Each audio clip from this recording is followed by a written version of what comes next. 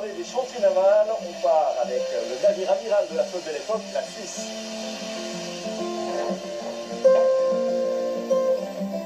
Si on parle de ces vapeurs, impossible de ne pas passer par la machinerie. Elle date de 1910. On la doit aux frères Sulzer de Winterthur. Ces derniers ont créé une puissance de 1450 chevaux alimentée par 2 chaudières à vapeur. En 1971, elle fut remplacée par une seule chaudière à vapeur. Mais ce qui est extraordinaire, c'est qu'en 2009, lors de la révision totale, ce qui n'a pas changé, ce sont toutes ces pièces métalliques qui sont d'origine la force de la belle époque.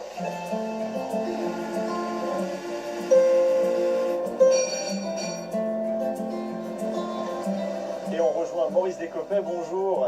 Bonjour, M. Monsoni. Alors, président de l'association de sauvegarde et également CGN Belle Époque SA, dites-nous, que représentent ces 8 joyaux uniques au monde?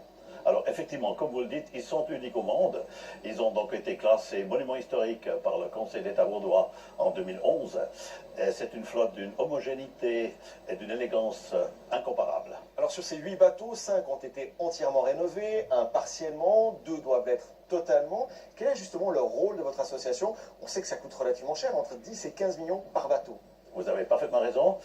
Alors, depuis un certain nombre d'années, il s'est avéré qu'au fond, la sauvegarde ne peut pas être faite différemment que dans un partenariat public-privé. Même si les pouvoirs publics, notamment les 3 cantons riverains, assument l'essentiel du financement, une contribution, je dirais, de capitaux privés est nécessaire afin de pouvoir effectivement sauvegarder toute la flotte. Alors, on l'a vu, l'Helvétie, le Rhône sont taqués en ce moment.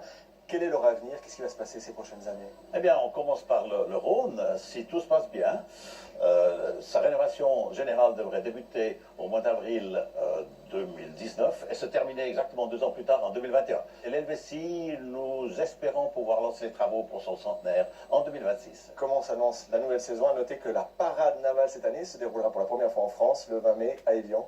Alors la parade navale, c'est toujours un grand événement. L'année passée, on était donc accueillis avec 7 bateaux en service. Là, il y a le Rhône en moins. C'est un grand plaisir qu'elle ait lieu une fois côté rive française.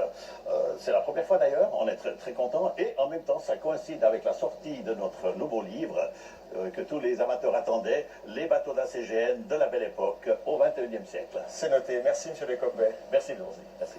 Et puis nous, on continue à rester sur le lac pour notre série de la semaine sur les jardins. Nous partons du côté de Neuchâtel. Celui-là a émergé au moment de la baisse du lac de Neuchâtel au 19e siècle. C'est le jardin anglais. C'est un reportage de Julien Schiffel.